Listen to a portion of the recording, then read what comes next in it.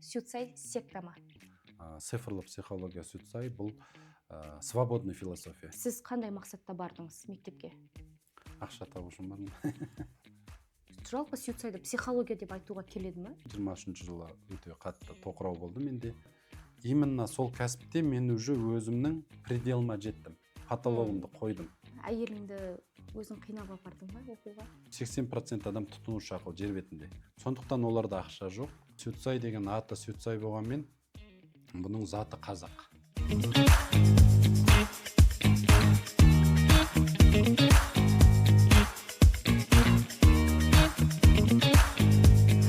Айтпасаң сөздің ата сөйледі. Біздің бүгін ұят емес каналда эфирде Ұлан Әділдің өзі қонақта, өз каналында бүгін өзі қонақта. Негізі ылғи сұхбат алушы еді, бүгін сұхбат беруші ретінде Ұлан Әділден Сюцай жайлы барлық шындықты білетін боламыз. Мен жасырмай айтатын боламын. Бүгін бір бүкпесіз сұхбат болсын, сен жасырма. Бүгін мен сенің әйелің емеспін. Келістік. Ал бастайық. Бірінші сұрақ, ең көп келетін сұрақ ол Сюцай секта ма? Жалпы адамдар секта деген сөздің өзін дұрыс түсінбейді.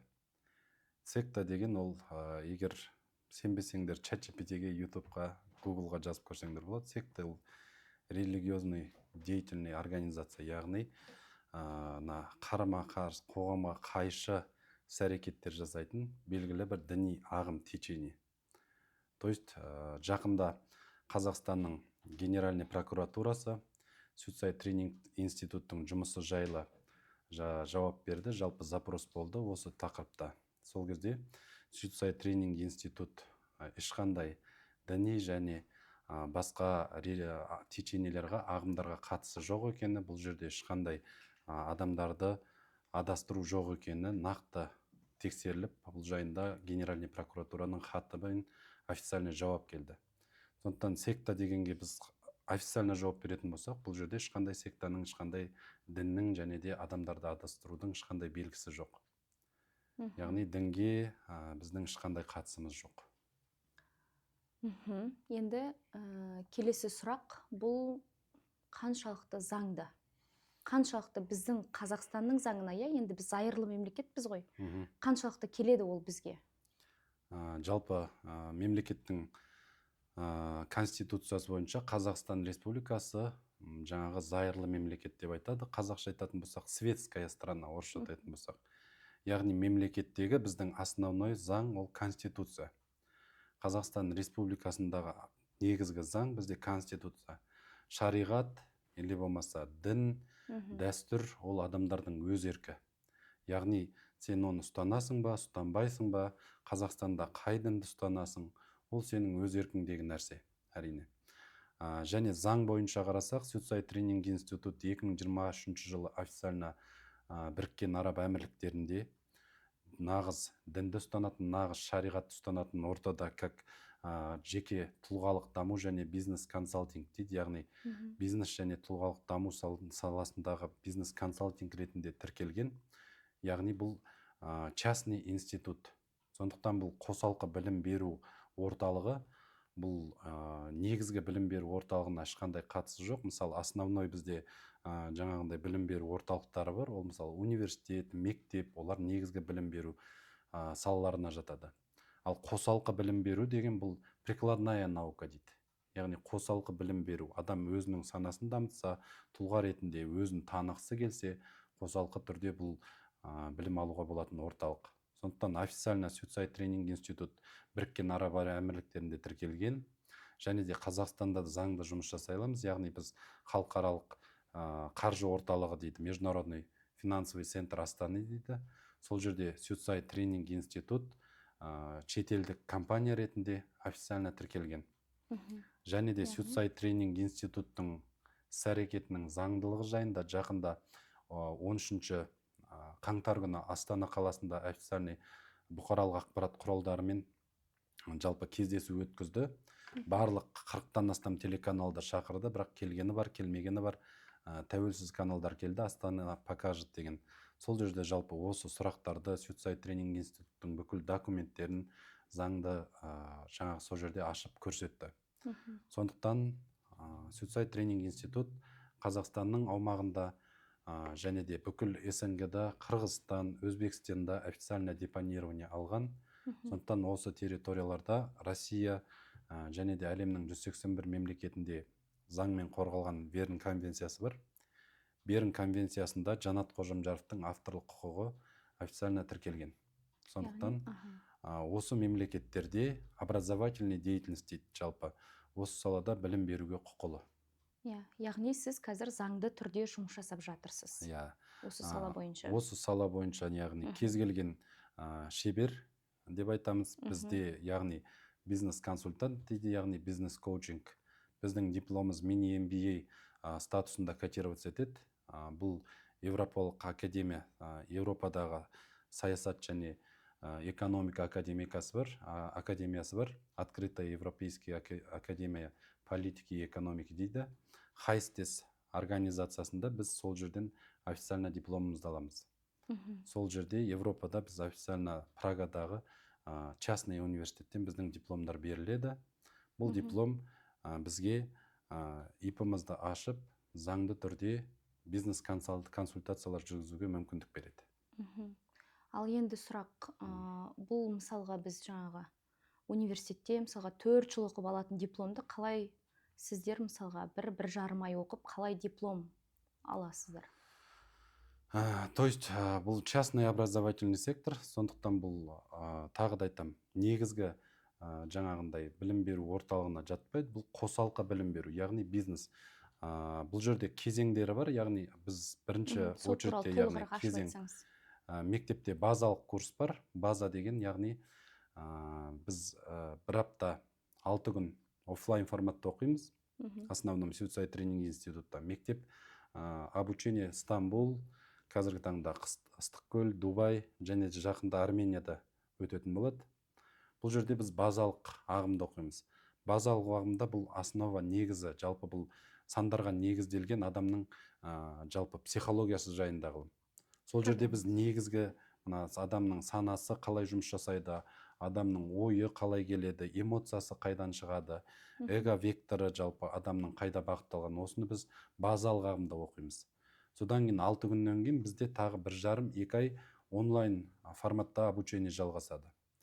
Бұл кезден кейін базалық кезеңнен кейін сіз жаңағындай жеке кеңес бере аласыз, жеке консультация бере аласың, жеке жаңағындай мастер-класстар кішігірім өткізуге болады. Құқың бар, яғни? Құқың бар.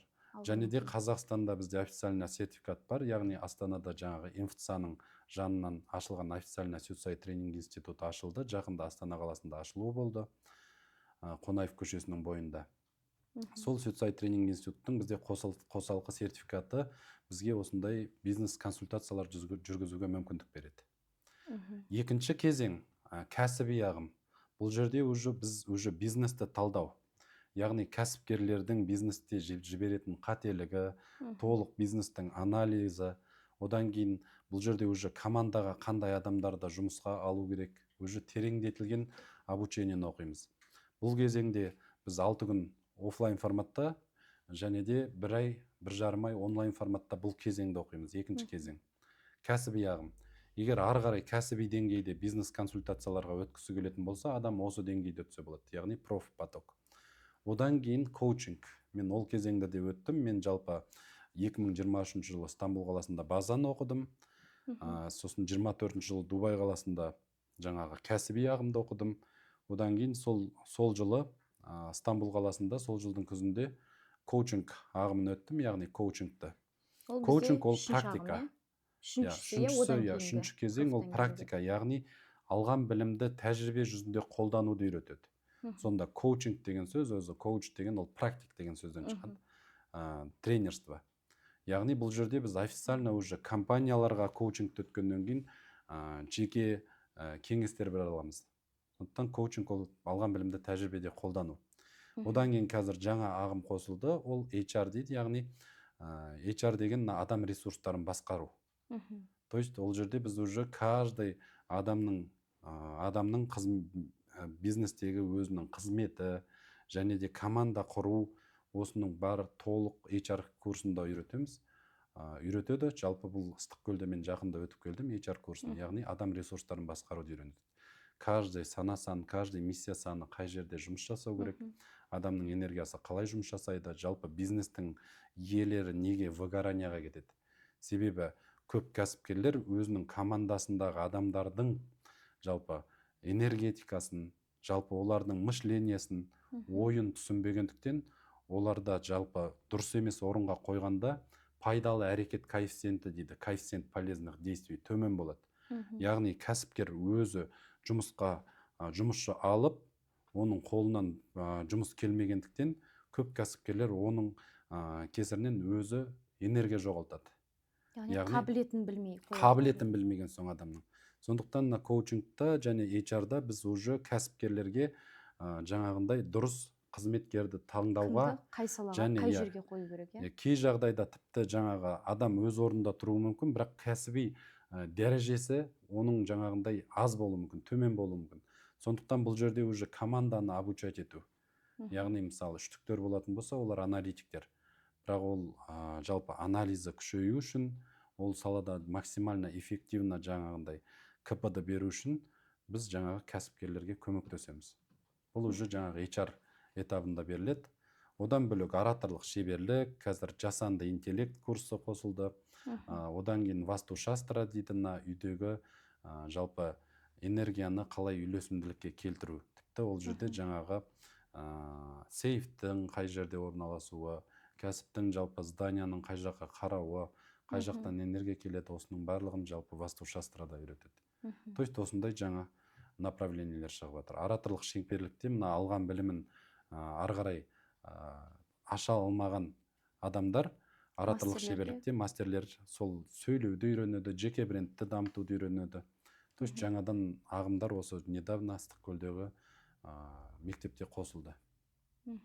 То есть Suicide Training институт бұл только жаңағындай саған білімді беріп қоймайды, ары қарай саған ол білімді өмірде қалай қолдану керек, егер сен оны пайдалана алмасаң, онда жеке брендті қалыптастырып қалай жарыққа шығу керек, қалай өмірде қолдану керек, осы этапқа дейін барлығын көрсетеді. Әрине, нәтиже шығару шығармау ол адамның өзіне байланысты. Яғни адам ол білімді өмірде қолдана ма, қолданбай ма, соған байланысты. Келесі сұрақ, егер де кез келген адам оқуға баратын болса, ол міндетті түрде базаны өту керек па, әлде өзінің қалағанына барса болады ма? Жоқ, база міндетті түрде, себебі база ол фундамент. Яғни Suicide Training институт бұл сандарға негізделген, яғни адамдардың туа біткен бойындағы қабілетінен негізделген жалпы білім. Сондықтан біз адамның қандай екенін, ойдың қайдан келетінін, энергияның қайдан келетінін түсіну үшін бірінші міндетті түрде базалық ағымды өту керек. База мен кәсіби ағым міндетті түрде. Одан кейін мысалы, одан кейін өзің білесің, мысалы, коучинг оқисың ба. Мысалға мастерлерді міндеттемейді ма, сен мынаны өтесің, артынан мынаған кел, сосын мынаған кел деген міндет жоқ па ол жерде? Әркім өзі біледі. Мысалы, базаны оқып, арғай кетіп қалатындар да бар, әлде оны шақырады ма, кел сен мыналарды оқу керексің? Ешкімді міндеттемейді. Бұл адамның өз еркіндегі нәрсе. Жалпы бұл цифрлы психология сөйтсай, бұл свободный философия, еркін философия. Бұл жерде адамның өз еркі. Жалпы кейбіреулер өзімді таныш үшін келем дейді. Кейбіреулер жаңағы отбасымды танимын, балаларымды танимын, солармен қарым қатынасымды дұрыстау үшін келем дейді. Ал кейбір адамдар енді основном жаңағындай коуч ретінде, жалпы тәлімгер ретінде ары қарай өскісі келетін болса, онда, конечно, онда жаңа базадан кейін кәсіби ағымда, одан кейін жаңағы коучты, HR-ды оқыса болады. То есть бұл жерде ешкімге зорлық жоқ. Зорлық жоқ. Осы орайда бір сұрақ, жаңа айтып жатыр ғой, әркім әртүрлі мақсатта барады, Сіз қандай мақсатта бардыңыз мектепке? Ақша табу үшін бардым. Жалпы, әркім әртүрлі барады ғой, біреу жаңағындай біліп алайын барлығын, елге үйретейін дейді, біреу жаңағы қарым қатынасын дұрыстау үшін барады, сол сияқты. Ақша табу үшін бардым. Себебі жалпы кәсіптен кейін мен білесің 23 жылы өте қатты тоқырау болды менде. Не только кәсіпте, менде жалпы ол цифрлы психология сөйтсай бойынша 7-ші жыл болды менде. Сол кезде қарым қатынаста тоқырау болды. Одан кейін кәсіпте тоқырау болды. Сол кезде мен жол таппай қалдым. Жалпы мен 7 жыл кәсіпте жүрдім. Жаман табысқа жетпедім. Жақсы менде табыс болды. Одан кейін менде жалпы осы цифрлы психологияға 30 жасыма келдім ғой. 30 жасымда келген кезде ары қарай тоқырау бастады. Яғни үй алғаннан кейін, машина алғаннан кейін, белгілі бір жетістікке жеткеннен кейін менде ары қарай жол жоқ сияқты болып қалды. Арманым бітіп қалған сияқты болды. Сол кезде мен, конечно, өзімді іздей бастадым. Бірінші, не істеп жүрмін мен? Істеп жүрген кәсібім ұнамай бастады. Жаңағы әріптесім, партнеріммен проблемалар болды жұмыста, түсінбеушілік. Ол нәрсе бұрын болмайтын бе еді 30 жасқа дейін? Жоқ, бұрын болды ғой. Бұрын болды, бірақ как-то ондай қиын өткен жоқ. Қатты қысым болған жоқ ондай. Бұрын түсінбеушілік болды, бірақ оған қатты фокус қойғам жоқ. 7-ші жылда ол особенно шарықтау шегіне жетті. Қазір ораламыз, осы жыл деген нәрсеге қазір ораламыз. Иә. Сол кезде жалпы өзім жол таппай, мен не істеп жүрмін, не істеуім керек ары қарай деген тығырық болды менде. Тығырыққа тірелген кезде мен сол кезде осы психологияға іздене бастадым. Алғаш білесің, Амир Жантасовтың жаңағы единомышленники деген жалпы мына психологиялық курсын өттім. Сол курста осы именно Сүтсай жайлы бірінші рет естідім. Сүтсаймен таныстың. Енді жаңағы психология деп жатсың ғой. Психология мен Сүтсай екеуі жалпы Сүтсайды психология деп айтуға келеді ме? Ол психология ма или жоқ па? Иә, бұл адамның жалпы философия десек тереңірек болады. Психология емес, философия. Философия, яғни адамның табиғаты. Адам табиғаты жалпы, одан кейін әлем заңдылықтарын, энергияларды энергетический деңгейде терең зерттеген танымдық ғылым бұл. То есть ары қарай углубляться етсе, адам өмірдің философиясын түсінеді. Жалпы дүние таным заңдылықтар дейді, законы мироздания. Жалпы энергия қалай жұмыс жасайды, бүкіл кеңістікте, пространствода энергия қалай жұмыс жасайды, осыны терең зерттеген ғылым. Сондықтан бұл адамның сана тәртібін қалыптастыру арқылы өз табиғатын танитын терең танымдық философиялық ғылым деп түсіндіретін едім. Мысалға, өміріңді Сүтсайға дейін, сосын Сүтсайдан кейін деп бөле алар ма едің, бөліп қарастыра аласың ба? Өзгеріс бар ма жалпы? Иә, жер мен көктей. То есть өмірім Сүтсайға дейін кейін болып бөлінді. Сүтсайға дейінгі ұлан ол выживание. Яғни күнкөрістің қамы. Қандай ұлан болды? Күнкөрістің қамы. Яғни не істеу керек екенін білмей жүрген ұлан. Яғни нақты бағыт бағдар жоқ, нақты фокус жоқ, нақты мақсат жоқ. Қайда бару керек екенін, не істеу керек екенін білмейді. Әйтеуір табыс табасың. Яғни материалдық жағдай қалай болды? Материалдық жағдайда, менде всегда мен үштікпін ғой. Менде материалдық жағдайда особенно бір қатты кризис болды деп айта алмаймын. Себебі тең құрдастарымның арасында өзімнен енді асып бір долларовый миллионер болып кетпесем де, әйтеуір өзімнің пайдамды ала аламын. Үштіктер, мысалы, 12-сі, 21-30 күні туған адамдар, бұлар өзі толыққанды адамдар, білесің сен. То есть, яғни менде материалдық плане ондай бір не болмаса да, мысалы, выше среднего өмір сүрдім, ортадан жоғары. То есть, материальный плане мен қатты қысылыс көрмедім десем де болады. Бірақ жан тыныштығы болған. Жан тыныштығы болған жоқ. Яғни мен өзімнің нақты мақсатымды білген жоқ. Мен кім болуым керек жалпы? Бұл өмірге не үшін келдім мен? Кәсіпкер болып жүрген кезде өзіңнің өміріңді ары қарай елестетпедің бе? Мен осы кәсіпте өсемін, мықты кәсіпкер боламын деп, мысалға, олай елестетпедің бе арғы өміріңді? Именно сол кәсіпте мен елестеткен жоқпын. Именно менің кәсібім, мүмкін басқа мен іздедім, өйткені именно сол кәсіпте мен уже өзімнің пределіме жеттім, потологымды қойдым. Жететін жеріме жеттім. Мен фото саласында жаңағындай жұмыс жасадым. Моментальный фотоның өзімнің ойымша потологын қойдым. То есть моментальный фотода мен нөлден бастап. Құпия болмаса? Жылдық оборотымыз, жаңағы біздің бизнес партнеріміздің екеуміздің жылдық оборотымыз $1 миллион дейін жетті. То есть айына $1000 табыстан бастап мен жалпы бір жылдық оборотым $1 000 000-ға дейін жетті. Яғни жай ғана моментальный фотодан. То есть ол жерде мен жетістікке жеттім деп айта аламын өзімнің деңгейімде. Командамызда 70-80-ге жуық адам жұмыс жасады. Қазақстанда 11 точка болды бізде. Жалпы осы біздікі услуга саласына жатады, ол қызмет көрсету саласында 11 точка болды. Бірақ мен ол жақтан ары қарай перспектива көргем жоқ. И в духовном плане, рухани аспектте, өзімнің даму планында. И как адам ретінде, тұлға ретінде мен ол бизнесте 30 жасқа келген соң уже ары қарай өзімді көре алған жоқпын. Көре алған жоқсың ба, әлде пайда көре алған жоқсың ба? Не то что пайда болды ғой, бізде менде пайда келіп жатты. Жоқ, ары қарай пайда көрмейін деп ойладың ба деген. Пайда емес, именно мен как тұлға ретінде ол жақта өзімді көре алған жоқпын. Пайда болып тұрды. То есть ай сайын түсіп тұрған уже жүйеге қойылған система болды.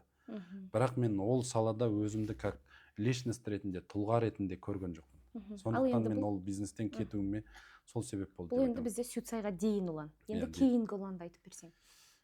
То есть қазір менің нақты стратегиям бар. Не істеп жүргенімді білем. Даже мен 10 жылға вперед мақсат қоя аламын. То есть қазір менің орным бар қоғамдағы, өзімнің жолым бар таңдаған. Кім не дегеніне қарамастан мен осы жолмен өзімді байланыстыра аламын. Яғни білім беру саласы түштік ретінде мен жалпы жаным білім бергенді қалайды. Жалпы жаның тыныштық тапты ма? Бақыттысың ба?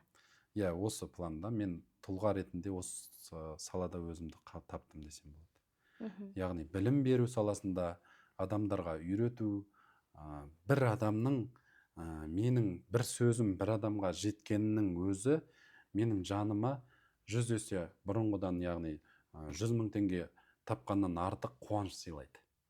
То есть, яғни сама процесс обучения мені больше шабыттандырады. Шабыттандырады осы жұмысың. То есть, ішкі мотивация жоғарылады. Я мен 2 жылда көптеген переломный моменттерді өттім. Бірақ оған қарамастан жалпы осы цифрлы психологияға келген кезде өзімнің жан қалауымды таптым деп 100% айта аламын. Қазір енді мүмкін жеке шекараңа өтетін шығармын, бірақ осы переломный моменттер деген ол сәттер, ол қандай сәттер? Ол материалдық жағдайдан ба, әлде мына Сюцайға келгеннен кейінгі мына елдің жан жақтағы адамдардың ойы ма? Ол қандай сәттер? Переломный момент ол екеуміздің қарым-қатынасымыз. Мен ключевой переломный момент мені Сюцайға алып келген ол екеуміздің қарым-қатынасымыз. Яғни түсініспеушілік отбасындағы, мамаммен түсініспеушілік, осы маған больше переломный момент. То есть не то, что елдің айтқаны это другое дело, мен жалпы елдің сөзінен қорқпайтын адаммын. В плане мен ол өз өмірімді, менде ондай қорқыныш жоқ. Больше всего маған жаныма батқаны ол өзімнің жақындарыммен қарым-қатынасымның бұзылғаны. Осы сәт маған өте переломный сәт болды. Отбасымыздағы түсініспеушілік. Қазір қалай дер едің? Сол 2 жылдан кейінгі қазір өзгеріс бар ма отбасыңда? Қарым-қатынасың қалай болды? Енді прям 100% изменение болмаса да, мен процентный соотношениемен 70-80%-ға менің қарым-қатынасым жақсарды деп айта аламын. То есть, яғни түсінеміз бір-бірімізді, сөйлесе аламыз, әңгімелесе аламыз, сырласа аламыз, айтылатын әңгімеміз бір, жаңағы бағытымыз бір, мақсатымыз бірікті. Анамды түсіндім. Қазір менің бір қуанатыным, анам үйден батасын беріп шығарады. Бұрын мен оны сұрап аламайтынмын. Қазір күнде таңертең тұрып, таңғы астың орнында батасын беріп отқанын мен көрген кезде мен өзгергенімді түсіндім. То есть соңғы рет осы Ыстықкөлге обучение барған кезде көзіне жас келіп, мамамның батасын беріп, жолың болсын балам деп жібергені маған басқа жетістіктерден қарағандағы осы менің 2 жылдағы даже материальный емес, духовном плане менің жеткен жетістігім. Анаңның ақ батасын алу. Иә, анамның ақ батасын. Яғни анаң құптайды ғой осы салада жұмыс жасағаныңды. Иә, қазір құптайды. ал әйеліңді өзің қинап апардың ба оқуға? Жоқ, өзі барды. Өзің бардың ғой, немене яқсында сұрап Енді отырсың? мен қазір сен әйелің емеспін ғой, мен қазір үшінші адаммын. То есть яғни басында бір сөзбен айтқанда, грубо говоря, зайбалын шығардым. Сен төрттіксің, сен жаңағындай қуанып жүру керексің деп, әрдайым негатив айтпау керексің деп тиісе бастадым. Ол кезде мен сені өзгерткім келді. Больше всего. Содан кейін мен оның бесполезный жұмыс екенін түсініп, мен керісінше фокусымды жаңағы Инстаграмға, аудиторияға бөле бастадым. Білімімді елге бера бастадым. И сол кезде 2 жыл уақыттан кейін жаңағы сенің өзің шешімің шықты, яғни мен өзім барам, оқығым келеді деген. То есть сондықтан зорладым деп айта алмаймын. Өз еркімен барды. То есть как раз бірінші рет екеуміз бірге барамыз деген кезде ақша да болып тұрды, бәрі болып тұрды. Менде 3 миллион болды, екеуміз оқуға барамыз деген кезде сен өзің может ішкі сенімің болмаған шығар, может күдік болған шығар, может жол бермеген шығар, может дайын емес болған шығарсың, сен қалып қалдың. Билет күйіп кетті, даже Стамбулға алып қойған билет күйіп кетті. Ал уже сен өзің дайын болған кезде биыл жаңағы ұстаздың жомарттығының арқасында тегін даже бесплатное обучение сыйлады мастерлардың әйеліне. Сондықтан бұл өзің өзгерген кезде, мен енді дайын болған кезде. Мен өзгерген кезде, сен мүмкін менің өзгергенімді көріп, менің жақсы жаққа өзгергенімді, или менің бір дұрыс орнымды тапқанымды көріп, соған қарап, сенің де өзің барғың келген шығар деп ойлаймын. Яғни сен суицайдан кейін сенің анаң өзгерген жоқ, әйелің өзгерген жоқ, олар сол қалпы, өзгеріс сенде болды, сенің оларға деген қарым-қатынасыңда болды ма? Біз басқа адамдарды өзгерте алмаймыз. Біз тек қана басқа адамдарға деген өзіміздің мәмілемізді өзгерте аламыз. То есть отношениемізді өзгерте аламыз. Менің саған деген отношением өзгерді. Менің анама деген отношением өзгерді. Бұрын егер мен оған претензиямен сөйлессем, саған даже басқа адамдарға, қазір мен оларға түсінікпен, қабылдаумен больше қарым-қатынасқа барамын. Сөйлесем. Бұдан бөлек сонда жаңағы сандардың да бір пайдасы тиген болып тұр ғой, сен ол адамның яғни қандай адам екенін біліп, тура сондай қарым-қатынас құра бастадың, түсіне бастадың. Адамның энергиясын сен түсінген кезде, сен ол адамды жөндеуге тырыспайсың. Себебі сен ол адамның энергиясы қалай жұмыс жасайтынын түсінесің. Сен ол адамның өзінің тілінде сөйлеп бастайсың. Сол кезде қарым-қатынас ол адамдардың бір-бірін түсінбеушіліктен туады. Бір-бірінің мәселе қарым-қатынаста емес, мәселе адамдардың бірін-бірі энергиясын түсінбеуінде, точнее. Сондықтан бұның кесірінен отбасылар ажырасып жатады, бұның кесірінен жаңағыдай неке бұзылып жатады, балалар жетім қалып жатады. Барлығы екі адамның бір-бірінің энергиясын түсінбеуінде. Яғни адам болған соң жаратушы бізге нәпсі салған. Әркімде нәпсі әртүрлі. 9 түрлі нәпсі бар, 9 түрлі миссия бар, 81 түрлі мінез бар. Оның барлығын терең таныған кезде сен басқа адамнан артық ештеңке күтпейсің. Себебі ол адам энергиясы солай жұмыс жасайды. Мысалы, хочу ли этого, не хочу, сенің өзіңнің энергияң бар, по сути. То есть, сен өз энергияңмен жұмыс жасайсың. Сен солай ойлайсың, сол нәрсені қалайсың, сенің қалауың бөлек. Ерлі зайыпты болу деген ол бір-бірімен, бір-бірін жөндеп, бір-бірін идеализировать ету емес, дұрыстау емес. Қабылдау. То есть, точнее, бір-бірінің барлық кемшілік, қателігін, плюс минусын толық қабылдау. Сол кезде ерлі зайыпты мына екі жаңағындай жарты бір бүтін болады.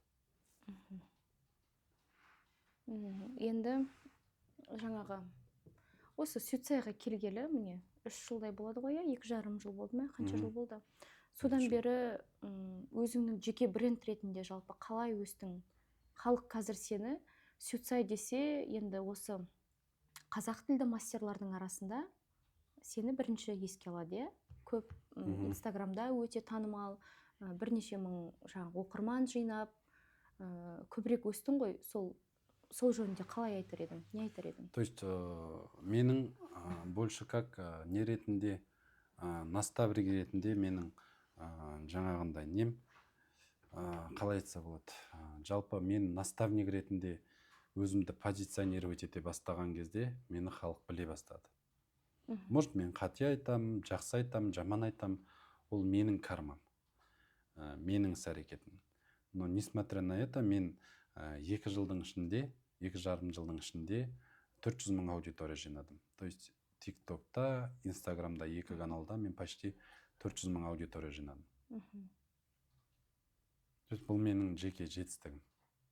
Яғни мені адамдар тани бастады, тыңдай бастады. Себебі мен өзімнің кәсіби бағдарым профориентация дейді. Соған түскен адаммын. То есть соның арқасында мен өзімнің потенциалым қай жақта бар, соған түстім. Сонда әр адамның өзінің сондай кәсіби бағдары бар, иә? Өзінің реализациясы бар әртүрлі салада, иә? Иә. Біз соған түсу керекпіз. Адам баласы егер өзінің істеп жатқан қызметі, жұмысы, өзінің кәсіби бағыт бағдарына сәйкес келмесе, онда адам баласы ол жерде потенциалын өзінің аша алмайды. Яғни сен тасбақадан жаяу жылдам жүгіруді талап ете алмайсың. Или сен қояннан ақырын жаңағындай тасбақаша қимылдауды талап ете алмайсың. То есть, яғни данность адамда, мысалы, біреу ойдың адамы. Мен ойдың адамымын. То есть, менің санамда постоянно анализ жүріп жатады, талдау жүріп жатады. Үштік болғандықтан менің эгом, нәпсім талдауға бағытталған. Сондықтан 24/7 мен талдаймын. Әрекет жоқ. Әрекет аз. То есть, талдау көп, әрекет аз. Но әрекет жоқ деп айтамаймын. То есть, мен больше успешный үштікпін. Себебі менде бір бар, шешім шығара алам, и қарым-қатынас құра алам. Мен 12 үштікпін. Көбінесе басқа үштіктер ол бөлек. То есть, мысалы, үшігін үштік, ол көп анализ жасайды, вообще анализден жаңағындай шаршап қалады. Больше всего анализ жасайды. Ошы, және жаңағындай 30 күн үштік. Ал 12-сі именно жаңағындай әрекетті көп үштік. Более успешный. То есть, жалқау деп айтады негізінде үшті, бірақ үштікті жалқау емес. Жалқаулық деген ол барлығына тән нәрсе. То есть, жалқаулық адамның мақсатсыздығынан туады. Мақсатсыздық білімсіздіктен туады. То есть, мен жаңағындай жер қазып боқ шығаратын адам емеспін. Но мен қалай жер қазып, қалай боқ шығару керек екенін үйрете аламын. То есть, больше всего соны айтатын болсам. То есть, менің теориям жақсы. Мен теоретикпін. Ақыл айтасың. Яғни соны мен барып, мысалы, біреуге не істеу керек екенін мен барып оған көру не обязательно. Мен ол жаққа бар информацияны анализировать етіп, қалай жасау керек екенін теоретически жоспар берем адамдарға. Ал сен өзіңнің осындай қасиетіңді Сюцайға дейін байқадың ба? Осындай нәрсеге бейім екеніңді. То есть, бұрынғы менің жұмысымның барлығында, даже мен фото саласында жұмыс жасадым. Сол кезде именно менің нем стихиям бұл. Яғни мен мектепте жақсы оқыдым өзі. Менің класстастарым келіп боқ шығарып ататын менің үйімде. Қара жұмыс істеп көмектесетін, мен оларға есеп шығаруға көмектесетін. Мен мектепте жаңағындай бір поэманы жаттап алу маған бір күннің жұмысы. Түнде зудыратып оқып қайталап шығам. Сосын басыма жастық қоям, таңертең бір қайталап шығам, бір поэманы жаттап алам. Үй тапсырмасын мен мектепте отырып, сабақ барысында отырып орындап тастайтын. То есть, менде сондай үлкен білімге деген құштарлық болды. Содан кейін жалпы өлең жазам, шығармашылығым бар, сөйлей алам елдің алдына. Бұл менде бұрыннан бар қасиет. Тектен келген деп ойлайсың ба? Әрине тектен де бар. То есть, одан кейін жалпы менде ол наработанный деп ойлаймын. То есть, мен баяғыдан сол шығып сахнада қандай да бір жарыс болмасын, әннен биден болсын мен бірінші шығатынмын алдыға. То есть бейімделген. мен маған дейді мынау нелер жарыстар, аудандық жарыстардан қалмайтынмын. Мектеп аралық, аудан аралық жарыстардан қалмайтынмын. Біліммен жарысам. Үштеген адам болған соң біліммен жарысам. Кейін мен мысалы 7 жыл кәсіп жасағанда, именно фото саласында, сол кәсіптегі менің ең сүйікті жұмысым ол үйрету. Фотограф келеді, мысалы бірінші маған айтатыны ол клиенттердің мені арқып түсір дейді, мысалы әйелдер. Сен оны арқып түсір көрсің, чуть-чуть подбородығын көтеріп, ана қарны дәу болатын болса, соның алдын алып, баласын қоясың, допустим, қырымен қоясың. Оны деген ракурс деген нәрсе бар, оны мына буындардан қиюға болмайды, мен самоучка болатын сонда. Портретный режим деген бар, одан кейін полноценный кадр деген бар, одан белден төмен деген бар. То есть осының барлығын, ракурс дегеннің барлығын мен өзімнің сотрудниктеріме үйрететімін. Одан клиентпен амандасудан бастап, сон келгендегі мен сол бизнестегі менің ең сүйікті жұмысым ол жүйелеу, одан кейін үйрету. То есть элементарно біз партнеріміз екеміз біріккен кезде 2018 жыл біріктік. Ол көк дәптерге жазып отырып, кімнің не кетіп жатқан расход анализ жоқ. Мен барып дәптерден, барахолкадан үлкен журнал алып келдім. И сол журналды жүйелеп жаза бастадым. Күнде бізге бір қағаз фото 10 теңге тұрады, 4 теңге тұрады. 400 теңгеге аламыз, 100 қағаз болады. Оны біз 600 теңгеге сатамыз. Сонда жаңағы себестоимость қанша шығады? Мен жаңағы аренданы есептеймін, оны айға шағам. Содан кейін зарплата сотрудниктер бар, көрінбейтін шығындар бар. Яғни күнделікті тамақ, жаңағы бұзылып қалған техника, закуп бар. Закуптың өзін мен варьировать етіп есептеген кезде, сонда бізге закупке 7-10% арасында расход кетеді. То есть соның барлығын есептеп, бір фотодан бізге мынанда 200 теңге қалады екен, оның 100 теңгесі сенікі, 100 теңгесі менікі.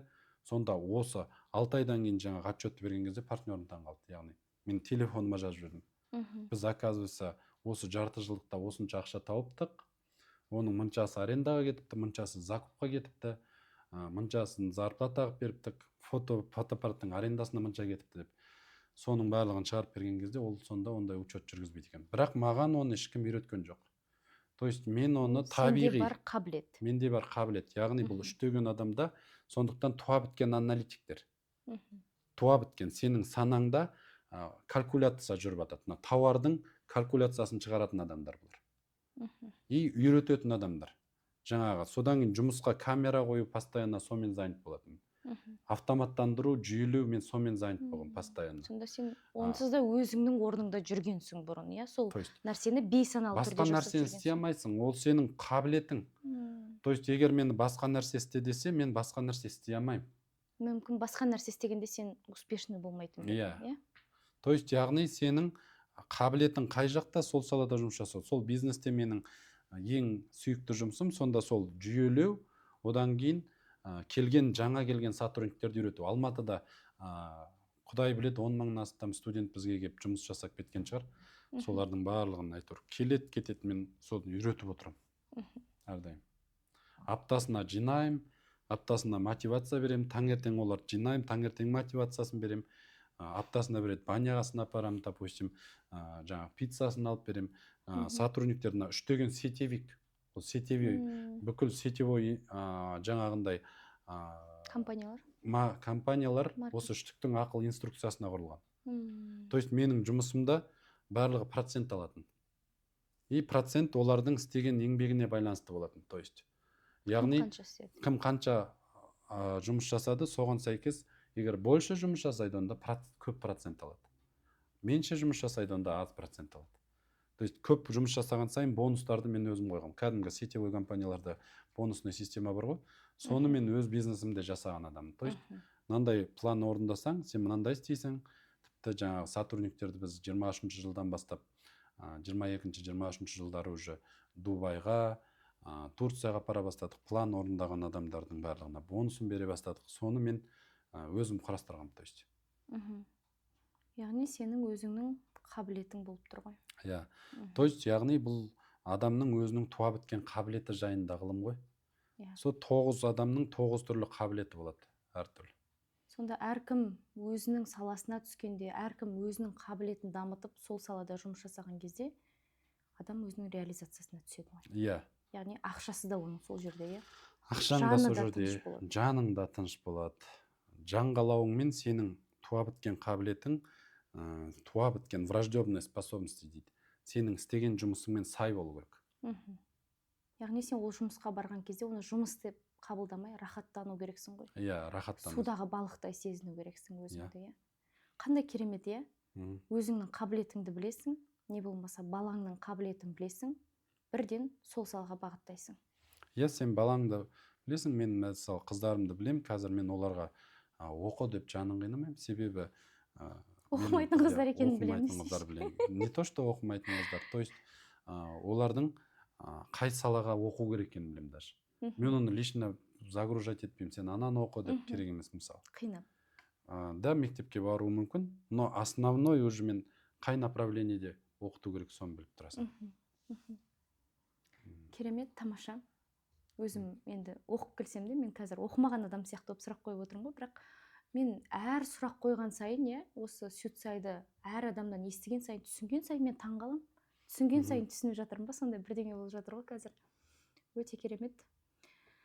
Енді сен мысалға жаңа айтып отырсың ғой, өзіңнің қабілетіңде, мен күрек ұстауға арналмағам, мен жаңа қалам ұстауға арналғам деп. Иә. Сонда үйдегі жұмыстарын кім жасайды? Үйдегі еркектің жұмыстарын жалпы кім жасайды? Лучше мен жаңағындай адам жалдап жасатқанды жақсы көремін. То есть, яғни, почему бы нет? Мысалы, мен жаңағындай үйде маған есіктің алдын қазғаннан гөрі, мен үйде есіктің алдын қазып оны уақытымды құртатын болсам, мен ол жерде күнімді құртамын. То есть, лучше мен ол күнімді мен бір сабақ өткізсем, мен соны 10 жұмысшының ақшасын тауып аламын. То есть, яғни сен потенциалың қай жерде, сол жерде жұмыс жасасаң, сен сұранысқа ие боласың. То есть, адам өзі қаламаған жұмысты істеген кезде, оны через не хочу жасайсың. Істегің келмей жасайсың. Түсініп тұрсың ба? Сондықтан адамды қаламайтын жерге жұмысқа салған кезде, ода зарплата да өспейді, ол жерде жетістікке де жете алмайды. Ол байқұс пайда алу керек қой енді. Пайда алу керек болғандықтан жайлылық, пайда деген нәрсе бар. 3 пайда бар. Бас пайда, пайда, жайлылық. Осы бас пайда, пайда, жайлылық деген. Бас пайда деген материальный пайда. Ақшалай. Бәрімізге ақша керек, күнкөріс керек. Пайда деген мақтан. Жақсы сөз, признание күтеміз. Адам баласы секунд сайын нәпсісі осыны алғысы келеді. Бас пайда, пайда и жайлылық деген ол комфорт. Яғни осы признание сервиса дейді. Жайлы удобство қалайды. Осы 3 нәрсені үшін жүреді. Сондықтан бір жерде әйтеуір дядькасы бастық болған соң жүреді, әйтеуір жақын. Бір жерде әйтеуір жұмысқа барып келетін жақын болған соң жүреді. Бір жерде стабильный әйтеуір 200 000 теңге төлеп тұрған соң жүреді, өзегін талдырмай. Сондықтан ана жерде ода өсім болмайды. Не ол өзіне пайдасы жоқ, не өзгеге пайдасы жоқ. Мысалы, кез келген ақпаратты маған талдауға берсе, мысалы бірліктің бір күн талдайтын ақпаратты мен 1 сағат құртуым мүмкін. Яғни өнімділік болады ғой ол жерде. Иә, жұмыстың өнімділігі. Сондықтан мен талдау, жаңағы жүйелеу, жоспарлау, систематизация, автоматизация дейді, бухгалтерия дейді. Біз туа біткен бухгалтерлеріміз. Үйрету, тәлімгерлік. Менің істеген ісім осыған сайкес болу керек. Сонда мен ол жерде эффективный боламын, пайдалы боламын. Сонда адам өзінің жаңағы кәсіби бағыт бағдарында жүрген кезде жаңағы бас пайда, пайда ыңғайлылықты ала алады ғой сол жерден. Иә, ол жерден ала аласың. Кәсіби бағыт бағдарында. Кәсіби бағыт бағдарыңда профориентацияңда болмасаң, онда бас пайдаңды аламайсың. Просто жүресің күйреп. Иә. Сүйретіліп барып, сүйретіліп келесің ғой жұмысқа күніңді. Жарайды, сен мысалға ерте келдің, суицидті ерте білдің, ерте түсіндің өзіңді қазір. Өзіңнің неңе түстің жаңағы. Өзіңнің салаңа түстің, Ал енді мысал қазір жасы 50-ден асқан кісілер бар, 60-тағы кісілер бар, Мысалға ол кісілер енді көріп жатса, осы ғылыммен енді танысып жатса, оларға кеш емес па қазір? Мысалы, ол кісілер ары қарай өмірін қалай өткізу керек? Сүтсайда жалпы ерте кеш деген ұғым жоқ. То есть яғни ешқашанда кеш емес, бір сөзбен. Просто адам өзінің жаңағындай моментінде үлгермей қалады бәрібір. Ерте кеш деген түсінік жоқ. То есть лучше, мысалы, сен 40-та кеп бала туғаннан гөрі 20-да кеп бала туған әбден жақсы әйел адамға. Потому что бойында бүкіл витамины бар. 40-қа келген соң ана не жасатып, эко жасатып жүріп, витаминін түшіп жүріп, бала көтерудің ана жамбастың өзінің, таздың өзінің ашылуы қиын, дұрыс па? То есть яғни 40-қа келіп үйленген дейді ғой, бірақ 40-қа келіп үйленгенше ол ағзаны улап тастайды, мысалы, еркекте. Сондықтан мысалы жаңағындай қазақта бой жеткен қызда ұзатуға асық дейді. То есть адам баласы кезеңмен өмір сүреді. Бірақ кезеңіне үлгермей қалса, әрине қиын болады просто. То есть біз 7 жасқа дейін анамыздың аурасында өмір сүреміз. Өріс дейді, аурасында. Бала 7 жасқа дейін тек қана анасы уайымдаса уайымдайды, ода эго қалыптаспайды, ол под опекой мамы дейді. Яғни сенің аураңда өмір сүреді. Сен ауырсаң ауырады, жыласаң жылайды, күлсең күледі. То есть бүкіл сенің эмоциональный состояниең балаға беріледі. Бәрібір, қызда, ұлда. 14 жасқа дейін ол уже әкесінің, анасының жаңағындай сөзіне, әкесінің ісіне қарай бастайды. Қызда, ерде. То есть 14 жасқа дейін әкесінің ісіне қарай бастайды. Яғни баланы тәрбиелеме, өзіңді тәрбиеле десейші. Сондықтан әке іспен көрсетеді. Егер үйде қыз бала, мысалы, осы периодта әкесінің жатқанын көрсе үйде, онда оған ол норма болады. Сондай күйеуге шығу ықтималдылығы жоғары. Конечно, соны шығарады. То есть яғни еркектің жатқанын көрсе, сондықтан еркек үйде жатпау керек. Ол түзде мал тауып жүру керек. Ерте кетіп түн жарымда келу керек. Үй көрмей жүру керек. То есть ол деген постоянно еңбектен, қоғамнан барып несібесін алып келіп жүргенін көрсе, ол сондай еңбекқор жігіт табады. То есть яғни 7 жасқа дейін бала жаңағындай аурада өмір сүреді анасының, 14 жасқа дейін анасының сөзіне, әкесінің ісіне қарайды. 14 жаста баладан нәпсі қалыптасады, эго дейді. Эго қалыптасқан кезде баланың өз пікірі, өз ойы қалыптаса бастайды. Ол өскен ортадан. Дополнительно оның туа біткен эго векторы бар. Аз санның, 9 санның туа біткен эго векторы бар. Ол 14 жастан 22 жасқа дейін толып жетіліп піседі. Это период, когда человек становливается дейді. Сол кезде жаңа қоғамның нелері әсер етеді. Осы өмірді көп жастар бос өмір өткізеді. Бұл бос өмір емес, бұл нағыз адамның даму кезеңі. Көп адам осы кезде бос өмір өткізсе, ол тұлға болып қалыптасу одан кейін қиындай бастайды. Себебі 22 жаста адамның омыртқасы толық жетіліп піседі. Сол кезде адам уже как созревает как личность дейді. Тұлға болып қалыптасады. И ода убеждениелер қалыптасады толық. Наным сенімдер сол қалыптасады сол заманда. Содан 24 жаста адамда миссияның белгілері пайда бола бастайды. Миссия деген не? Миссия деген адамның кармасы деп айтамыз біз. Карма дейді әрекеті. Сенің это следствие, причина следственных связей. То есть адам әрекеті қалыптаса бастайды. То есть уже адам бұл периодта ойлана бастайды. Көп адамдарды қарасаң 24-тен кейін не істеп жүрмін, қайда бара жатырмын деген жаңағыдай кім болуым керек деген осы сұрақтар осы сәтте келе бастайды. Екінші энергия белгілерін бере бастайды. Яғни мына туған күнді, айды, жылды бәрін қосқан кезде миссия шығады. Сол миссия осы сәтте өзінің көлеңкесін көрсете бастайды дейміз. Сол сәтте адамда ізденіс период басталады. Содан кейін 33 жасқа кеткен кезде миссия толық кіреді. Окончательно кіреді. Сол кезде адамда өзгере ме? Иә, адамда орта жастағы кризис дейді. Психологияда кризис среднего возраста дейді, орта жастағы кризис. Адамда денсаулықта, қарым-қатынаста, бизнеста өтті үлкен перемендер басталады. Ажырасатын көп период осы жақта, бизнес жоғалтатын период осы жаста. жаңағындай өзін түсінбейді. Себебі адамның қалауы мен іс-әрекеті үйлеспейді.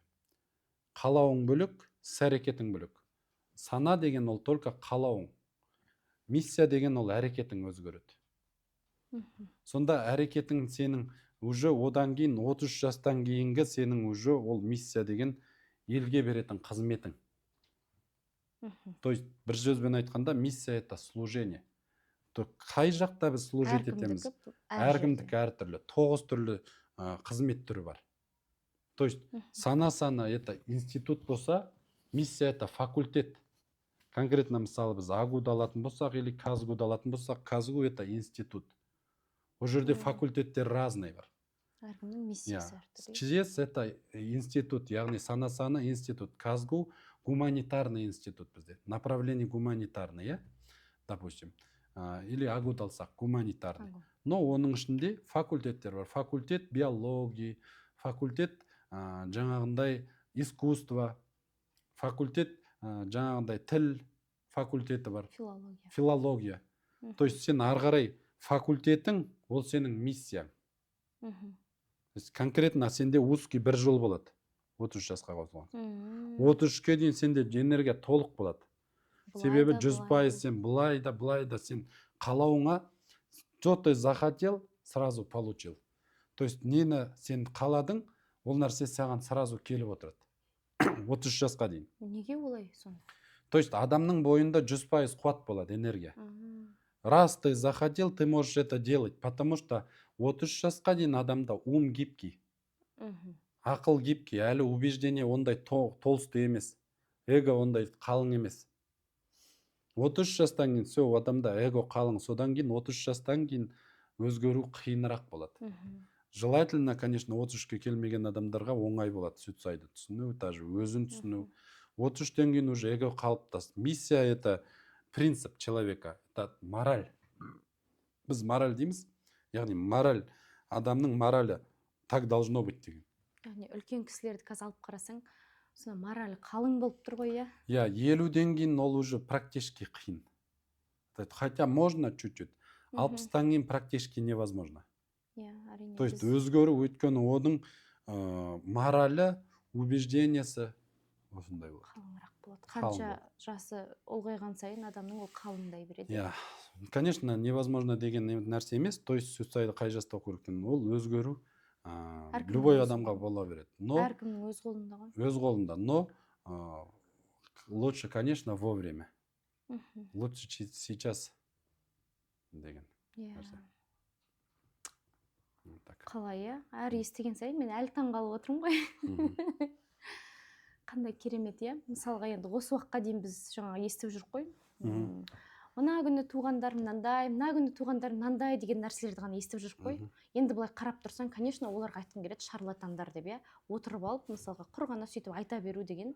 Енді ол бір жағынан жаңағы Инстаграм дамытуға, мен ойлаймын, енді жеке брендін дамытып, көтерілуге мүмкін көмектесетін шығар. Бірақ та жоқ, енді сол нәрсеменен біз суицидтің бағасын дұрыс елге жеткізе алмаған сияқтымыз. То есть енді былай қарап тұрсаң, ол кәдімгі заңды түрде тұрған нәрсе ғой. Қағазы бар, документі бар, қандай терең ғылым, иә? Одан да терең ғылым ғой бұл. То есть жер бетінде адамдар бөлінеді. Парето принципі бойынша 80-20 болып. 80% адамдар эмоцияда өмір сүреді. Яғни тұтынушы ақыл, потребительский ум. Ол адамдарға сол әңгіме жақсы өтеді. То есть мен целенаправленно оны қолданам аудиторияға. Чтобы мен хайпта болу үшін, мен ұмытып кетпес үшін, то есть ол менің фанаттарым. Ол менің критиктерім, ол менің фанаттарым. То есть осы 80% ол менің өсу точкам. Мен 2 жыл осы 80%-ке практиковать еткен адам. То есть 80% адам олар білімге ақша төлеу керек екенін білмейді, олар не істеп жүргенін білмейді, олардың барлығы эмоциямен өмір сүреді. То есть сен бірдеңке айтсаң, ол любой нәрсе айтсаң, олар хайповать етеді. То есть 80% адам тұтынушы ақыл жер бетінде. Сондықтан оларда ақша жоқ, сондықтан оларда рост та жоқ. Олар сол жаңағындай эффект выживания дейді. Мгм. То есть оларға одан артық нәрсе өтпейді. Түсініп Мгм. тұрсың ба? Яғни оларға сол тема қызықты. Сол Паретто принципін ары қарай айтсаң, ары қарай 20%. Олар кімдер? То есть 80-20 болып бөлінеді. Жер бетінде 8 миллиард адам болатын болса, оның 6,4 миллиарды неуспешный адамдар. Жетістікке жетпеген адамдар. То есть бұл адамдар 80% адам. Бұл 80% өзінің 80% энергиясын 80%-ке дейін Паретто деген кісі ойлап тапқан бұны. 80%-қа дейінгі энергиясын обсуждениеге, осуждениеге құртады.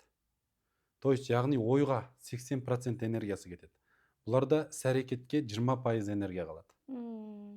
80% ол қиялдайды, армандайды, қиялдайды, обсуждать етеді, айыптайды, соған кетеді күші.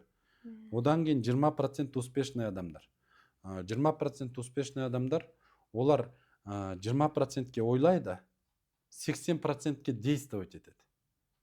То есть олардың жаңағы ойлауға 20% қана энергиясы кетеді. На 80% они действуют. Сондықтан Паретто принципі изначально солай құрылған. Одан кейін жаңағындай менің ұстазым оны тағы бөлген. Так, 80-нің ішінде 3-ке бөлінеді. Көпшілігі, яғни 10%-тіктер. Сол 80%-тің ішіндегі 90%-ке жуық адам. Олар бүкіл энергиясын басқа адамдарды айыптауға құртады. Өсектеуге, жамандауға, басқаларды соттауға, все там анау жаман, үкімет жаман, президент жаман, көршің жаман, баласы жаман, байы жаман, бәрі жаман. Тек қана өзі жақсы. Сол ең ақылдың төмен, низкий читта дейді. Төмен энергияда тұрған. Кундалини энергиясы төмен. Адамда мүлгіп жатқан рух сана жабық адамдар. 90% өзіңнің қуатыңды сен біреуді өсектеген кезде, біреуді айыптаған кезде 90% қуатыңды төгесің. Одан кейін 20%-тар. Олар 80% энергиясын басқа адамдарды өсектеуге құртады. То есть постоянно обсуждает. Если она 10% осуждает, 20% обсуждает. То есть анадан туып апты, анау бүйтіпті, анаумен жүріп жүр деген әңгімелермен өзінің 80% энергиясын құртады. Ол адамдар практически өз өмірін сүруге 20% энергия қалады. Одан кейін 30%-тіктер. Олар идея бар, бірақ қалай алу керек екенін білмейді. Олар бизнес идея құрады. Анан ойлайды, то есть бүйту керек, сөйту керек деп. Оларда обсуждение бар, осуждение бар, бірақ оған 70% энергиясын құртады. 30% энергиясы на жизненный реализацияға кетеді. Яғни өзінің реализациясына 30% энергиясы қалады. И одан кейін 20% успешный адамдар. Оның 13%-тары бар. То есть 13% аналитикалық ақыл. На 80%-ның потребительский ақыл болатын болса, тұтынушы ақыл. 13% аналитикалық ақыл. Бұл адамдар баспайды алу керек екенін біледі, қалай алу керек екенін біледі, өнім жасайды. Бұл жаңағы 80% тұтынушылардың эмоциясына ақша табады. То есть скрытый маркетинг жұмыс жасайды бұл жерде. 80% адамды 13% адам сауады. То есть солардың эмоциясына ақша жұмсайды. Реклама, бүкіл агрессивный маркетинг осының бәріне осыған арналған. Допустим, казино, тот же лотереялар. Ол адамның эмоцияда 13%-ға жатады, иә? Олар кез келген компаниялар, мысалы, Coca-Cola'ның зиян екенін білеміз, но каждый бұрышта рекламада Coca-Cola тұр. Coca-Cola өздерін немен байланыстырады, мысалы, қазақтың бешбармағының да қасына қосып қояды. Жаңа жылға, праздникке елестейді. Праздник бар жерде Coca-Cola бар. Хотя барлық адамдар біледі оның зиян екенін, но біз барамызда эмоциямен аламыз. Coca-Cola. Или тот же iPhone, мысалы, бізге біз мобилограф емеспіз, или бір жаңағындай айфонмен блогер емессің, бірақ соңғы айфон шықса, соны барып аласың. Кредитке еще. То есть 80% аналитикалық ақыл, ана 13%-дің жаңағындай эмоциясына ақша табады. Одан ары қарай креативный ақыл 2%. Яғни креативный ақыл, оларына 80% жетістікке жетпеген адамдардың 13%-ға шығуына жағдай жасайды. Бұлар тәлімгерлер. 80% бұлар 2%-ға шығып алған, бұлар 13% артқа қарай откат бар 80%-ға. Себебі бұлар деген өзінің жаңағындай успешный успех жайлы айтады. әрдайым признание күтеді, ол өзінен обществодан признание күтеді, бұлар да эмоцияда өмір сүреді. мысалы Сондықтан блогерлар блогерлар кез келген олар жаңағы үйін көрсетеді, потому что им больше показывать нечего. оларға То есть признание эго, подтверждение керек қой то әр есть сайын. центр внимания питается вниманием других людей. Сондықтан бұл 13%-дар олар успешный, бірақ признание күтеді, оларда перелив бар, 80%-ға қайтадан құлап кету несі бар, мүмкіндік бар. Одан кейін 2% олар креативный сана, олар уже тұрақталған, олар признание күтпейді, ешкімде шаруасы олар только человек дела дейді. Есть деловой человек, он постоянно занятый, стресс, напряжение, 13%-дің өзінде жүрген кезде олар важность көріп жүреді, олар өздерінің эго жұмыс жасайды, важный көрсетіп жүреді. То есть эго жоғары, признание күтеді постоянно. И 2% креативный сана, олар жаңағы признание күтпейді, олар только делает, олар человек дела дейді. КПД жоғары, постоянно стабильность оларда. Соларда қорқыныш жоқ, қорқыныш жаз, признание күтпейді. Керісінше олар басқа адамдарға жағдай жасайды. Креатив сана. Одан кейін 2% даналар, мудрецы, 3% бақыттылар. Жер бетінде 3% адам бақыттылардың қатарына жатады. Сонда осының барлығы Сюцай мектебінде үйретеді ме? Иә, Сюцай мектебі үйретеді. Енді қазір адам бір-бірінен тек қана сана деңгейімен озады. Материалдық әлемде конкуренция жоқ. Сен бүгін байсың, ертең жоқ ол. Дүние бүгін бар, ертең жоқ. То есть сенде білім болса, сен ол дүниені кез келген жерде жасап аласың. Байлықтың өзін санасы бар адамдар жасайтын шығар. То есть яғни байлық ол білім, нағыз байлық. То есть сенде білім болатын болса, шынайы, сен ол байлықты кез келген жерде жасап аласың. Енді мысалға осы сұхбатты көріп мектепке барғысы келетіндер болса, жалпы бізде 11 наурыз Дубай қаласында базалық ағым, кәсіби ағым, коуч, проф ағым өтеді. Оның құны $5000. Қазір ол жерге углубленный проф дейді, яғни ол жерде базалық ағымды оқып, тереңдетіп оқиды. Содан кейін кәсіби ағымды ақысыз оқи алады. Екеуіне бір төлем жасайды. Иә, содан кейін кәсіби ағым отдельно болады. Кәсіби проф HR және коучинг өтеді осы Дубай қаласында. Ораторлық өнер және васту шастра тоже бар. Яғни искусственный интеллект қосылды жақында. Одан кейін неде Стамбул қаласында 19 наурыз. 19-ны 24-не дейін. 24 наурыздың арасында Стамбул қаласында. Ол жерде ана тілінде береді. Қазақ тілінде алуға болады. Қазақ тілі группасы бар. Қазақтар болса Дубайда орыс тілінде беріледі. Бұл жерде жаңағы базаға баратын болсаң, базаның ақшасын төлейсің. Одан кейін жолың, жатын орның, тамағың, өзіңнен. Иә. То есть жолың, перелет, сондықтан жаңағындай қайтарылатын билет алу керек. То есть кез келген мысалы политикалық жағдайлар болып қалуы мүмкін, или болмаса ауа райы құбылуы мүмкін, әртүрлі жағдайлар болуы мүмкін, сол кезде қайтарыммен билет алу керек. И содан кейін жаңағы жатын орын, Дубайда жатын орын мен таңғы ас кіреді, Стамбулда жатын орын плюс таңғы ас, түскі ас кіреді. Кешкі асты өзің ішесің. Соның барлығы өз шығының өзіңнен. Ал обучениеге Дубайда Дубайдың білім және ғылым министрлігі берген сертификат бар. Сертификат плюс бар. прикладывать. Дипломың бар. То есть дубайский ол жерде сертификат жүреді. Одан кейін тағы да бір сертификат бар ғой, осы бізде Қазақстанда жаңағы мастер-класстар. Қазақстанда мастер-класстар, брифингтер өткізуге тағы да бір сертификат бар. Ол Қазақстаннан алсаң болады. Чтобы Қазақстан территориясында заңды жұмыс жасау үшін. Одан кейін Стамбулда европейский диплом беріледі. Ол жақта жаңағы Хайстес организациясының европейский дипломы беріледі. Қазақстаннан дополнительно сертификат $100. Сен Қазақстанда брифингтар, мастер-класстар өткізуге рұқсат алсаң болады. Жалпы осы дипломды ала отырып сен қанша мемлекетте жұмыс істеуге болады білмеймін. Қай жерде жұмыс істей аласың? Мысалы, инфобизнес қой. Әр жерде деп айтамыз ғой. Официально депонированный мемлекеттер ол Қазақстан, Украина, Ресей, жаңағындай жақында Армения. Тәжікстан кіріп жатыр, одан кейін Өзбекстан, Қырғызстан, Мгм. Армения, Мгм. Италия, Испания, Европаның біраз мемлекеттері бар.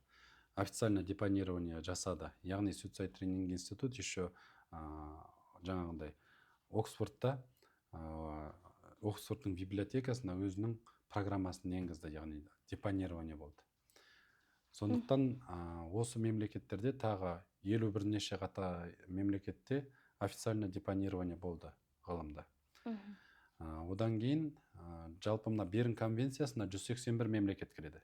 Берн конвенциясы бұл авторлық құқық, яғни интеллектуальный собственность жайында авторлық құқық. Осы 181 мемлекетте жалпы Берн конвенциясына авторлық құқығына енген дәлелденген программалардың барлығы жұмыс жасай алады. То есть бұл дополнительное преимущество. Сен главный қай мемлекетте жүрсің, сол мемлекеттің заңына сәйкес ИП-іңді ашу керексің, налогыңды төлеу керексің, сол жақтың налогообложениесіне сәйкес. И сен бизнес-консалтинг жүргізсең болады дополнительно. Яғни заңды түрде. Яғни барлығы бизнес-коучтар болып саналады. Тұлғалық даму және бизнес саласындағы коучтар.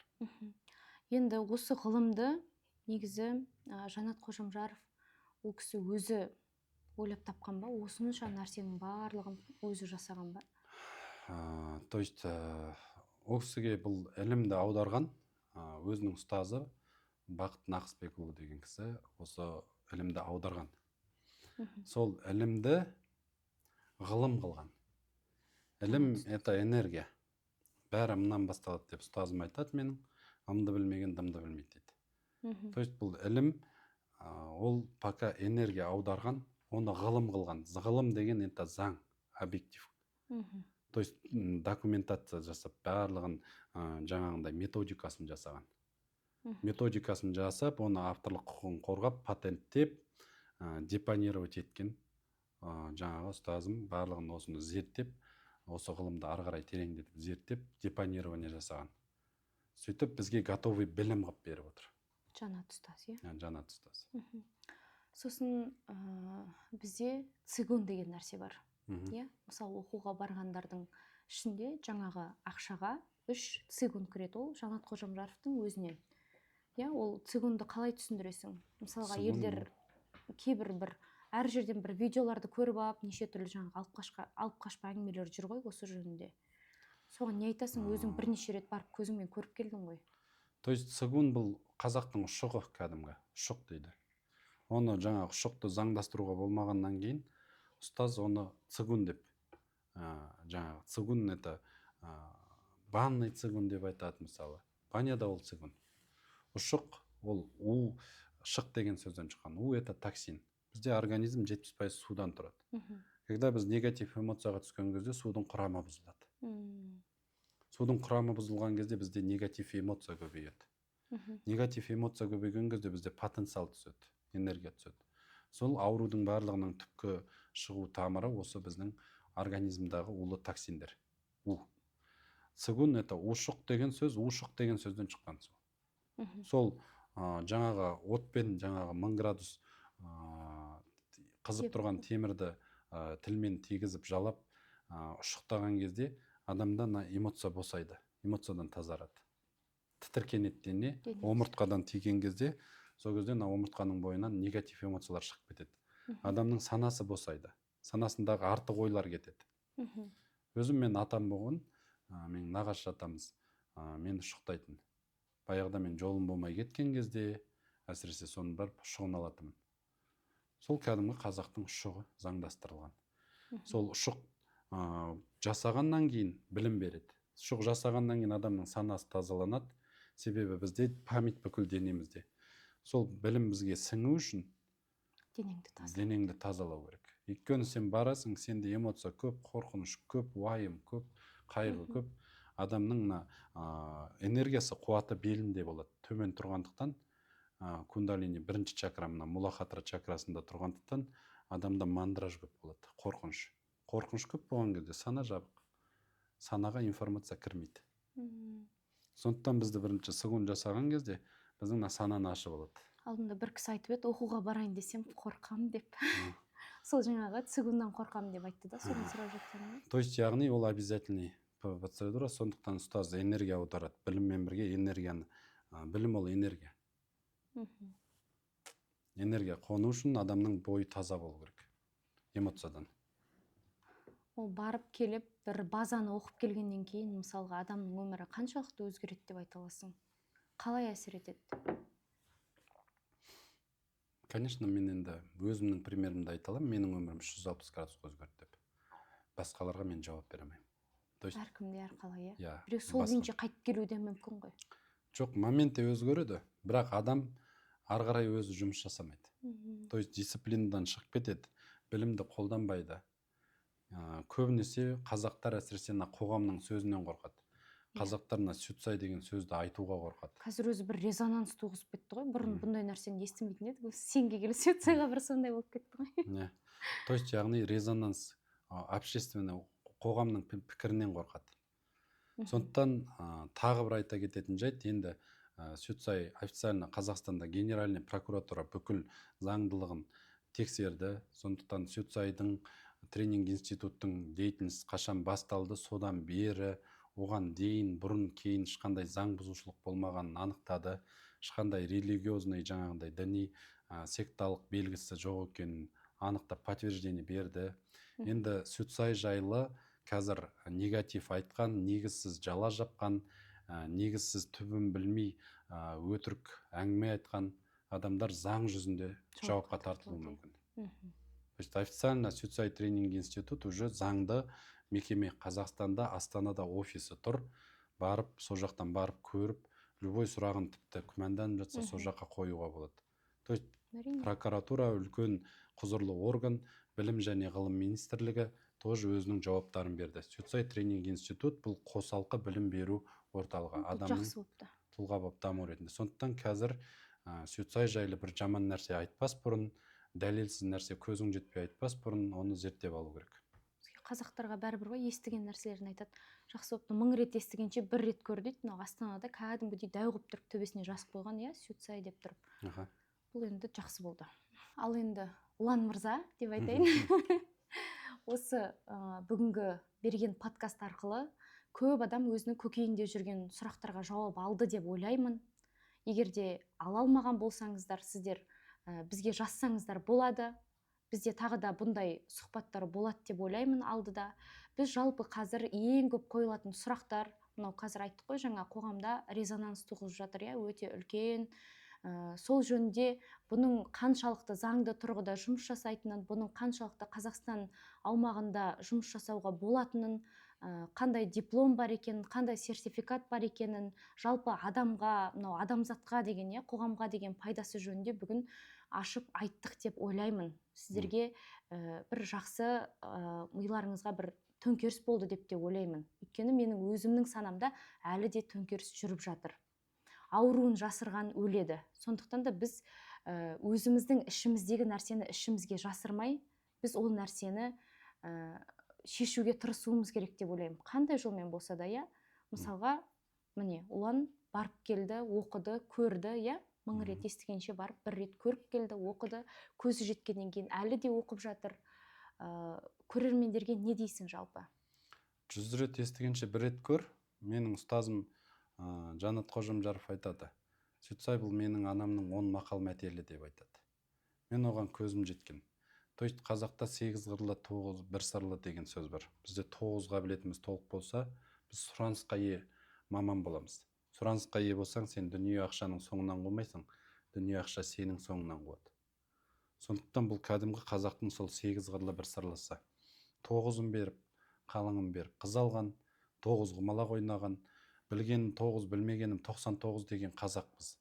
Қазір сұрақ келіп отыр, бұл дінге қайшы емес па? Бұл деген қайдан шыққан? Қазақ бұның аты неге сүтсай деп айтады ғой? Әлімсақта қазақ мұсылман болмай тұрып қазақ болған. То есть қазақ мұсылман болмай тұрып қазақ болған. Сондықтан бұл қазақтың өзінің мына дәстүрінен алынған ілім деп айтамыз. Бұл энергия жайлы ғылым. Қай энергия қалай жұмыс жасайды. Сондықтан бұның сырттан ештеңе, мына совет үкіметіне қазақта ақымақ қылып қазақтың санасын жауып қазақты тупой қылып көрсету қолайлы болған. Мен қазір бұны терең зерттедім. Бекасыл әулиенің жұлдызнамасынан, өтей бойдақ тілеуқабылұлының бүкіл жұлдызға қарап жаңағы адамның қай жерде қай жаңағыдай ауруы қай жұлдызға қарайтынын зерттеген. Еще жұлдызы қас деп жатады. Содан жұлдызы қас деген сөз бар қазақта. Сол энергия бұл. Бұл ешқандай да немес. Адам ол тек қана ет пен тері емес. Адам бұл мына кеңістіктің бір бөлшегі. Адам это часть этой вселенной. Сондықтан ең үлкен күнә жер бетінде білімсіздік. Білімсіз адам менің қалағаным болса, мен ойлағандай болса деп тұрады. Сана тар болған сайын білім төмен болады. Сондықтан бұл Сүтсай деген аты Сүтсай болғанмен, бұның заты қазақ. Және Сүтсай деген сөз, оны менің ұстазым айтады. Жаңа ұстазымның ұстазы, ол кісі екеуі бірге жүрген кезде, жаңа ұстазым бірдеңке айтса, жаңа ұстазым таң қалып, бәрін жазып алып жанында естіп жүреді екен да, сонда Жанат, сен Сүтсайсың ғой дейді екен. Сон кейін Сүтсай деген не деп сұрағанда, Сүтсай деген бұл жаңағы шәкірт деген сөз екен, мәңгі шәкірт. То есть біз өмірге мына білім алуға, тәжірибе жинақтауға келеміз адам баласы. Сондықтан сен шәкірт позициясында болсаң, онда жақсы өмірде. Саған келген бүкіл ситуация, қиындық, ол бәрі сені өзгерту үшін беріледі.